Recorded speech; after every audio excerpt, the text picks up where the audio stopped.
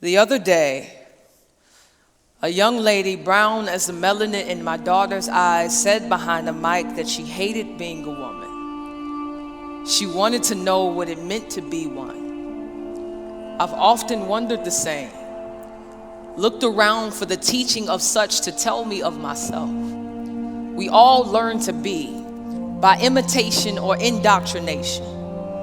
Mama and media can't help but train, tutor us into carbon copies of themselves, so then knowing who we are or what we should be is really understanding whose costumes we wear on most days, whose skeletons we switch with when Adam took his nap. I was told a woman was independent, autonomous, that she needed not a man or moon to keep her in orbit, that she moved about as wind and breeze, lived without needing permission to interrupt all that is still and under restraint.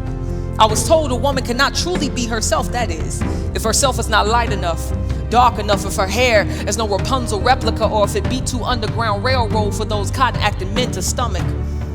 I was told that my body is neither belonging of me nor its beauty innate, but that I am not gorgeous unless told by another woman's son to be so. When did the mouth of men in whose image women are not made in begin to damage us so silently? Maybe it was when we began believing the voices that have no deity in it. I was told a woman should not submit, should not be meek, that type of behavior was only for women who treated their voice like a secret. I was told not to be a secret but a siren, to be as machete as I can and honor my opinions at the expense of respect.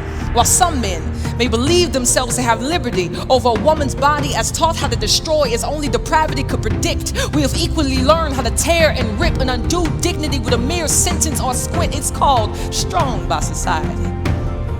They tell us that's what a backbone looks like.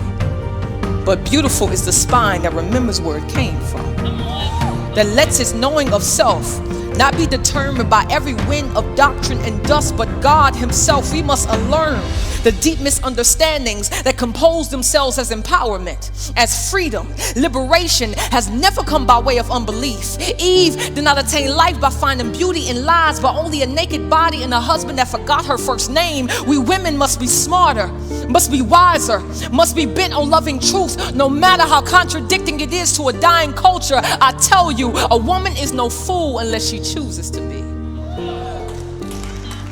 If you ask me, what is a woman? I would tell you that she is a bone made alive, with distinctions that set her apart as does the difference between a firefly and a new poem. A woman is not a man. Her calling is not a synonym of inferiority. Her distinctions are not the child of patriarchy. They come from a creative God. Did you see his fingerprints in your hips? The whistling shadow of his mind when your body became home to another name that called you mommy, with all the gladness you forgot could exist. A woman submits to her God, her husband, her church. She is no weak-willed or brittle-backed woman, but only as strong as humility and faith may identify her to be. They say submission sounds like serving. They say that sounds like something to rebel against. I say, ain't it funny how being a servant is repulsive to everyone but God, and we wonder why we can't recognize his face. If you ask me, what is a woman? I would tell you that she is a sister to all, even those whose blood is not of the same roots, but who is still as kin as her mama's firstborn, and she treats these sisters like a wintered quilt, making sure her mouth does not unstitch that which was made to keep cold hearts warm. We are made up of nurture and everything comfortable, and that is why we feel so deep, why we cry so sudden, because the emotions that make us woman don't make us unstable, but turn us refuge to the chaos where our ribs once sat. We are necessary and nuanced at best, but a woman should be nothing more or less than what God made her to be. If you asked me, what is a woman? I would tell you, ask the God who made her.